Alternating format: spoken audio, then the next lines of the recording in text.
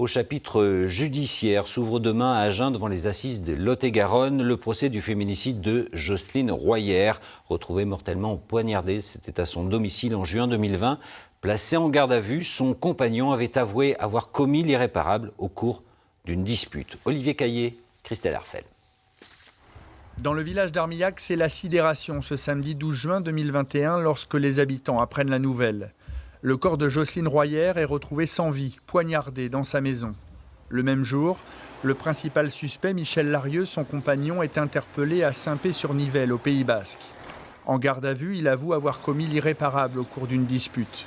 À partir de jeudi, la cour d'assises d'Agen va tenter de mieux cerner la personnalité de cet homme en proie à des troubles dépressifs et tenter d'établir ce qui l'a conduit à passer à l'acte.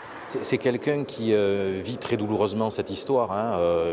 On sait très bien qu'il y a malheureusement un décès, mais lui-même s'en veut énormément de ce qui s'est passé, a du mal à s'expliquer comment il a pu en arriver là. Mais il y a aussi une forme d'aboutissement et il attend d'être jugé, il souhaite être jugé pour des faits qu'il reconnaît.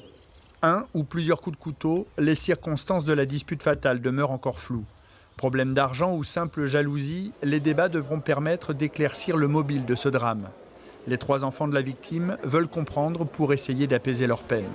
Ça fait partie, je pense, du processus de deuil, de se confronter à l'accusé, d'entendre ce que l'accusé a à dire. Et on espère fortement que l'accusé ne restera pas prostré dans son silence et pourra enfin donner des explications. La cour d'assises d'Agen a 3 jours pour faire la lumière sur cette affaire qui avait beaucoup ému à l'époque les habitants du Lot-et-Garonne.